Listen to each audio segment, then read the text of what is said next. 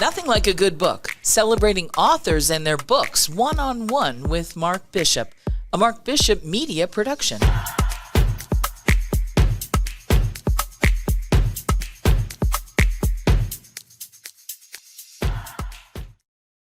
Hello, everybody. Welcome to another Nothing Like a Good Book. All you wonderful authors out there in the world, those that are about to sit down and write, those that have written. Tell you what, this show is dedicated to authors. Tell all your friends about it, would you? I'd appreciate it. You know, on the YouTube channel, click the bell thing, whatever you're going to do, follow it. I'd appreciate that. The more we have, the better for everybody. The show's about discovering your book, what it is from the heart, what it means to you. And, you know, we like to promote your book.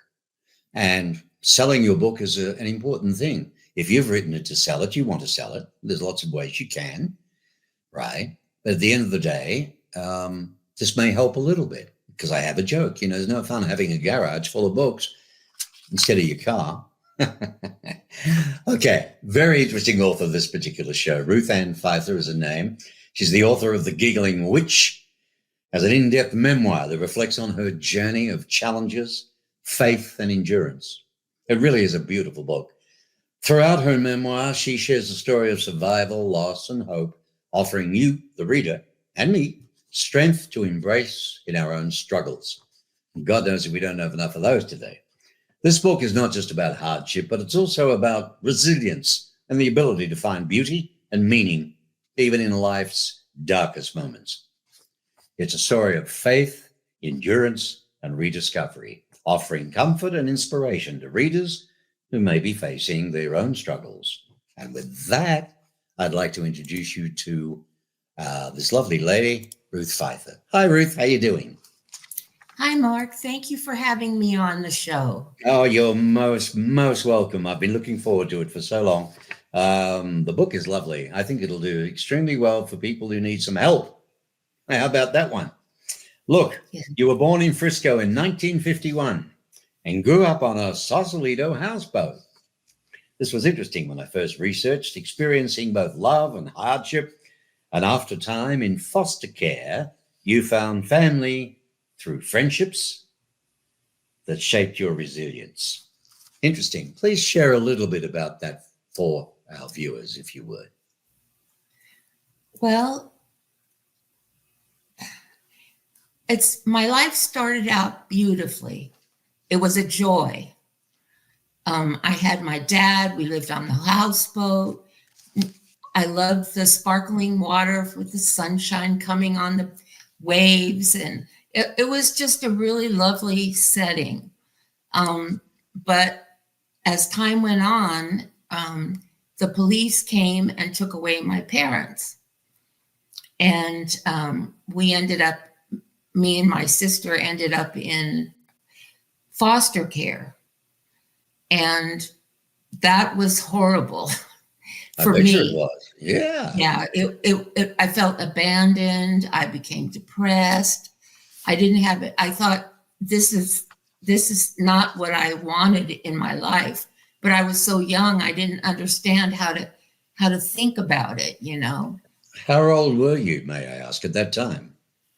Well, 7. Oh, that's so young. That's so impressionable age too, isn't it? Yes. I dare not ask why they were taken away. Okay. Well, I could tell you. It's up to you. My father, well, I don't really know. I never did find out exactly what happened. My mother was very tight-lipped about what happened to them at the time. But my dad ended up in San Quentin prison. Oh, right. Yeah. Okay. And that was the last time I saw him when I was 7 years old. Right. But I had formed such a strong bond with him that I couldn't let it go, you know, so. Right. Okay. Well, at least you saw, you know, I can relate to that at 7 years of age, and at least you met him. I didn't meet my dad until I was, 44. And I thought he was dead in the war. Long story. Listen, You're a smart girl. Later on, you earned your registered nursing degree and dedicated yourself to helping others, right? So from that early experience, okay, which is in the book, this is important about the book. Now at 73, you reflect on, your journey of challenges, faith and endurance. And this memoir that you've written, The Giggling Witch, which is the name of the boat, by the way, folks. I couldn't figure it out until I asked if it was The Giggling Witch, and then I looked at the cover. Of course, it's on the boat. She shares a story of survival, loss, and hope, offering readers strength to embrace your own struggles. I have to ask you, Ruth, The Giggling Witch, your dad named that boat? Yes. And it was written on the side of the boat, not on this particular photo that is on the cover of the book, which I'll show you. Okay. Right here. Show me the original, and I'll put The up original the other one in a photo. moment. I got this from my stepbrother, and it's one of my prized possessions. Oh, lovely. Oh, yes, that looks nice. What is that? 3 sails. Yeah. Yep. Some of that. He sailed the seas. Lovely. Absolutely lovely. He's a jeweler as well, so that's how he made his living. He had a jeweler's shop on his boat. Okay, a jeweler's shop on his boat. The name of the book is The Giggling Witch. We are speaking with the author, Ruth Ann Fiser. Any relation to the actress, Fiser? No, not really. I mean, people ask me that all the time. And from time to time, I'd say, yeah, that's my sister. Just for that. I mean, Yeah, I understand. So really, this book, folks, it's not just about hardship, all right? But it's about resilience and the ability to find beauty and meaning in life's darkest moments. We've all been there in dark moments, very dark moments. It is a story of faith, endurance, and rediscovery, offering comfort and inspiration to readers. And you may be facing some of your own struggles. I highly recommend it. And quite frankly, this is what it looks like. The Giggling Witch. That's a lovely shot, by the way, those flowers there in front. Is that your dad there on the bow? That's my dad. That thing's called, what's that, transom, is it? That thing sticking out, I forget, on yachts? That little thing that he's standing on. That thing he's standing on. What's that called again? Oh, I don't know parts of boats. Okay, all right. Anybody watching that's a boatie will know. Okay. Yeah. All right. So the book itself, by the way, folks, The Giggling Witch, of course, Amazon, in all formats, which is good because a lot of people don't like the hardcover. Some of them like to read other ways. And the next question I wanted to ask you was that, well, in your book, you do share experiences with foster care and family separation. 53% of divorces in America. There's got to be something here for somebody. How did those early challenges, do you think, influenced your resilience? Well, while I was in foster care, I was very depressed. I felt abandoned. I didn't have any light in my heart, no hope. Sorrow was my life, really. And once I found someone who provided a sense of belonging for me, that's when I was able to develop the beginning of resilience. Mm-hmm. So my first home with my dad and my mom on the houseboat was my first sense of belonging. Right. My second one was with my stepfather and my mother. She remarried. Mm-hmm. That was my next sense of belonging. The third one was with my best friend and her mother. That was my third family belonging. Okay. By that time, I had been able to develop resilience. Prior to that, I couldn't. But then what happens is your soul starts sending messages to your brain. Right. Here's a signpost. Yeah. Take this way. Go here. Persevere. It's worth it. But mm-hmm. it takes multiple senses of belonging to get there. Now, friendships like your bond that you had with Deborah and yes. Amy, They play an important role in your story. What do those relationships mean to you today? Are they still around? I don't have them. No, they're not still around. Okay. But I revere those relationships and that time in my life because they brought me into their home as another daughter, and I did everything with them. Mother Right. taught me how to make lemon meringue pie. We went to the city on the, you know, the trolley cars. Um, It felt like home to me, and I well, it's loved supposed to be. both of Yeah. them. That's But nice. That as you Foster read care in is the about book, that. that relationship ended sadly. Oh, that's sad to hear as well. You have endured profound losses, including the death of your brother and the struggles of loved ones. How did you find the strength then to keep moving forward?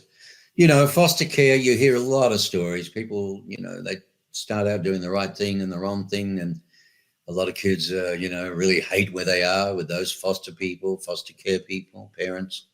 It's sad. I mean, briefly, why did yours end sadly? Well, I was living in sorrow. And even though the foster parents who had taken me in were kindly folks, they never did anything bad or horrible to me. They wanted me to feel good, but I Hmm. just couldn't feel good. And what happened was, as time went on, the only thing, all you can do really is put one foot in front of the other, one foot in front of the other. You can't Hmm. think because your thoughts are so painful. So Right. you keep moving that way until Hmm. someone with a smiling face lends a helping hand. And Yeah. that first time was my stepfather. He lent me a Okay. helping hand and gave me a home. That was my second sense of familial belonging. So, Ruth, the book, The Giggling Witch, all right, faith is a strong theme throughout this book. Um, how do you think your relationship with God sustained you throughout your life? Well, as I was young and growing up, faith was not a part of my life. I was very down, very depressed, no light within me, no joy, Hmm. even with being surrounded by beautiful things. But as time grew forward and I was able to develop independence and courage and determination, I was able to find God again. Because what God did was, when I was too weak to do it myself, He carried me. He Hmm. carried me until I was strong enough to live on my own 2 feet. And I'll forever be grateful for that and Well, Him. that's beautiful. I mean, you did pursue, for instance, in your nursing career that we touched on earlier. Do you think that caring for others during that period helped you to heal yourself? Well, in the beginning of my nursing career, I found out I was not really meant for bedside nursing because my talents or my attributes are um, organization and teaching. So I finally, in the end of my career, found a job where I was in charge of 900 nurses doing lab work outside of the lab. I wrote Ah, okay. policies and procedures, and I educated nurses, and I encouraged them to follow them. But there were Right. always the few who didn't want to follow the rules. And so I would end up having to put notes to their supervisors. Hmm. Then the next thing would happen, they'd come into my office crying. No. And I would give them space to vent and Right. Understand. decompress. Right. And in that way, I was caring for nurses. I began to treat them with grace and teach them how to do their very best so that the facility was living up to its reputation as a responsible hospital. Yeah, it was a big job. You did well. So let me ask you about the Giggling Witch, all right? Not the boat. Okay. How did writing this book impact you personally, do you think? I mean, it has to be healing, surely. Or was it challenging, or was it both? It was very difficult because I did not have the technical skills to write a book at that time. So I needed help. And fortunately, at the place where I was working on this book, Tailored Logo, there was a man named Christopher Brown, and he helped me enormously. He helped form the book. He guided me. He was like my mentor. He's a superior employee at Tailored Logo, and I can't thank him enough for that. At 73 now, and you're not well. Credit to you coming on the show. Looking back, what message would you give to perhaps your younger self, or for that matter, others, facing difficult times right now? Yeah, I think the most important message that anyone can get is that it's not your fault. You don't have to manage all of the messiness by yourself. Just either reach out a helping hand to someone else or reach out and take someone's hand to lessen your burden. And that to me is the most important thing. Yeah, you're not selfish, that's for sure. Helping out. But you have a close relationship with God, don't you? Very close. So what inspired you overall? I always ask every author this question because everybody's unique. Funny about that. But what inspired you to write The Giggling Witch in the first place? I mean, you're telling the whole world here your life story. It's personal. Yeah, I know. Well, it all revolved around a feral cat that I named Cinderella. And like I said, I was tragically depressed. And I just didn't know how I was going to live the rest of my life like that. And I looked out the window of my home one day and I saw a cat curled up on the shed. All right. On the shed step. And I was amazed. And she wasn't afraid because I didn't have a dog that would chase her away like all the other yards. And I ended up feeding her and giving her water and coaxing her to trust me. And eventually she did after months and months and months. And that's why I called her Cinderella, because she would run away to the back of the shed whenever I came outside. But she died. Little putty tat. What was his name? Cinderella. Cinderella, but was it a male cat? A female. I was going to say. And she was my dearest companion. I don't think I've ever had a companion, human or animal, that was closer to me than we were together. There you go. That's why doggies, on the other hand, I love my little doggie. Yeah. Man's best friend, That's right. And what happened when she died, I grieved for 3 months. I couldn't stop sobbing. Right. And then one day I woke up and I felt, you know what? I got to get out of this funk. And so I started a business and I called it Cinderella Goes Thrifting. And that was the beginning of honoring her. As I contacted Tailored Logo for a logo for my business, the man on the other end suggested that I write a memoir.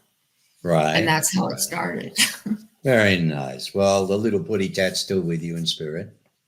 Do you feel Yeah, her well, around the she's in place the sometimes? ashes over here. Oh, you kept her. Well, okay. Okay. No, because before you said he, and that's why I thought Cinderella for a he. Did I say I Yeah, you did. apologize. That's right. No, it was when you first came out of the house and he would run away. So it was just a slip of the tongue. Oh, yeah, she would run away. That's right. Ah, there we go. Thank Why you would she for run away? correcting me. No, she loves you. Why would she run away? Because she didn't know me. That was in the beginning. She was a feral cat. Oh, that's right. Yeah. And Oh, so gee, that she, could have been she wasn't dangerous. used to people. All right. So it And, took a and long time. The first time she came to me from the shed, she literally crawled on her belly God all love the way across the lawn.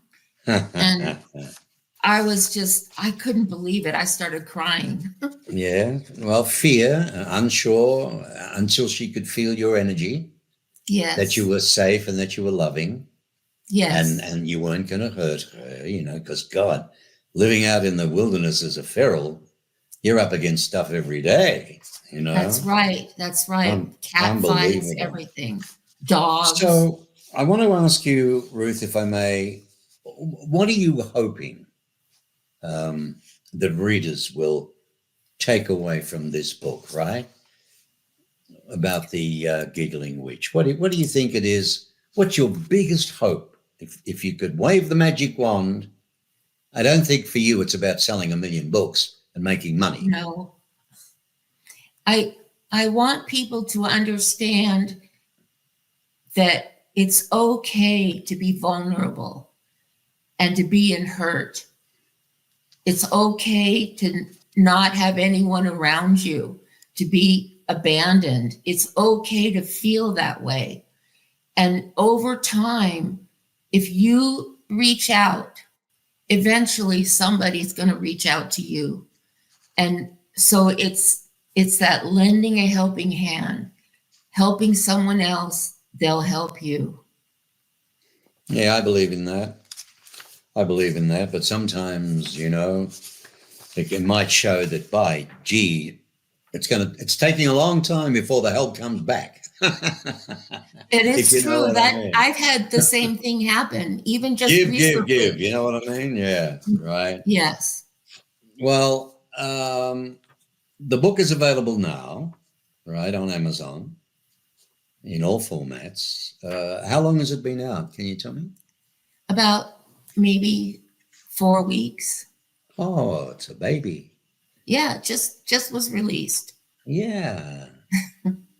Just been released. Brand spanking new, huh? That's right.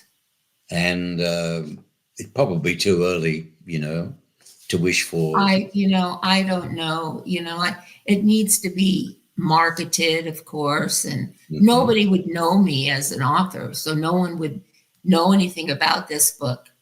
Well, that's I the do. interesting, I wanted to read something, if I may, out of the Of book. course you can. Of course you can. I was going to Okay. say, I don't have any excerpts, so why not, if you'd like to read something, by all means. So it's the beginning of the book. It says about the author. Mm-hmm. Now at 73 years old, I'm moving slowly, dancing to my own heartbeat. In the midst of my sorrow after losing Cinderella, a thought flickered, dying of thirst, but hungry for self-adventure. Within the pages below, you'll find my story, a woman struggling for courage. It's beautiful, absolutely beautiful.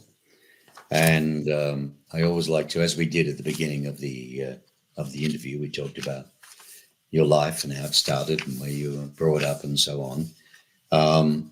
You haven't been. I'd like to talk about this just a little bit for others who may listen to this, those who don't see it. Whoops, so there's it. I don't need that right now because I'm recording. Calls always come when you don't want them to, but never mind. Yes. What I was going to ask you was, you're 73 years of age. You live on your own. You basically live in a wheelchair. I admire you implicitly. Um, you're suffering from what at the moment? Leukemia. Well, several things. Chronic myelogenous leukemia, and that's a blood disease. And I take oral chemotherapy every single day, and I will for the rest of my life. Mm-hmm. The chemo tires me out, makes me nauseated. So my days aren't always the best. I also have acute heart failure, acute kidney failure. You know, it's just as you get older, Tell me your about body it. starts breaking down. Not everybody's body breaks down, but mine did. Oh, well, look, hey, the reason I asked you that, not to be personal, but there are people suffering with the same, worse, and to see how energetic you are and powerful and strong and full of faith and the endurance that you have may just help them a little that, hey, it's not over yet, you know? That's Be right. strong. Be strong and do that. Is there anything you'd like Persevere. to add? Pardon? What was that? Persevere. Persevere. Capital P. No matter what. Yes. No matter what. Be Ruth, determined. be determined, persevere, and Don't seize give the up. day. Seize the day. Yeah. Ex-Herbalife distributor. You can tell that. Hey, The Giggling Witch, folks. It's a heartfelt memoir that takes readers through the highs and lows. And it really does, of Ruth Ann Pfeiffer's life.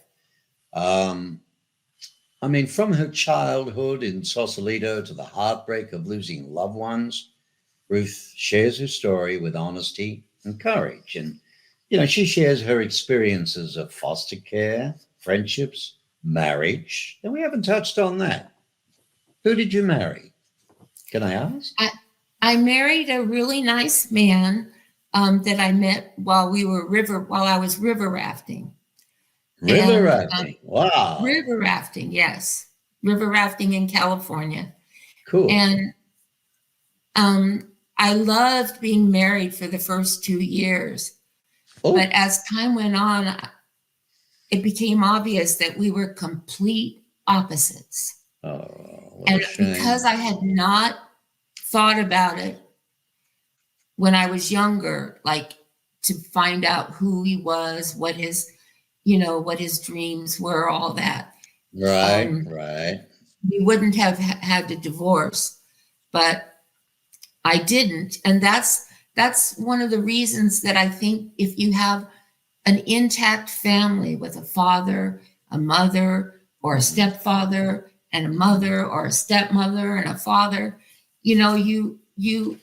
they will help guide you. But I didn't have any guides. No, you didn't. Well, hopefully people who are in the same predicament right now, or maybe, like this in their life, can take a leaf out of your book, so to speak, and, you'll be able to help them. It's been a pleasure, Ruth Ann. I'm going to close off right now. Is there anything you'd like to say briefly before we go? Yes, actually, I wanted to, I have these two, I didn't write these things, but I wanted to share them. I found this, this dictionary. It was it's called Flawsome. Someone who knows their flaws and doesn't let them stand in the way of how awesome they are. So that's cool. Flawsome. That makes sense. Someone who knows their flaws and doesn't let them stand in the way of how awesome they are. What wonderful advice that is. Yes, because it can beat you down. And I got one last thing. It's a Yes. Chinese fortune. Out of a cookie. There is no wisdom greater than kindness. Agreed. Absolutely agreed. Well, it's been an absolute pleasure, Ruth Ann, and Ruth Ann Pfeiffer, the publisher of The Giggling Witch. And if you've just joined the show and you wonder what it's about, you can get it on Amazon. And here, look, I'll show you. The Giggling Witch, available on Amazon in all formats. And this particular interview is on markbishopmedia.com. It's on there forever with her bio and a lovely photograph of her. It also goes out to all the major podcast platforms across the country. It's about 11 of them. And video and audio. For those who can't perhaps see the video, you can always hear it because sometimes listening and hearing it is the theater of the mind anyway. But it's good to meet you. It's good to see you. And I appreciate the time you've given us. And I wish you all the luck in the world with the book, okay? The Giggling Witch. Lovely meeting you. Thank you, Mark. Thank you so much. Thank you for having me. And thank you for being so kind on the other end of this video. Oh, you're most welcome. Marvelous, isn't it? What a lovely lady. The book is not just about hardship, The Giggling Witch, but also about resilience and the ability to find beauty and meaning even in life's darkest moments. Remember that. It's a story of faith, endurance, and rediscovery, and it does offer a lot of comfort the way it's written, and inspiration to readers who may be facing your own struggles. Well, Ruth and Fiser, I hope you enjoyed this episode, and thank you for watching. Thank you for following. I appreciate that very much. We're trying to build the channel, and we've got a lot more authors to come. And by all means, be lovely to meet you and interview you. Nothing like a good book dedicated to authors to discover your book, to promote your book, and to sell your book, and to help sell your book for you. All right? So until next time, you take care. If you would like to get a copy of this good book, just go to nothinglikeagoodbook.com and use the promo code BISHOP. Nothing Like a Good Book is a Mark Bishop Media production.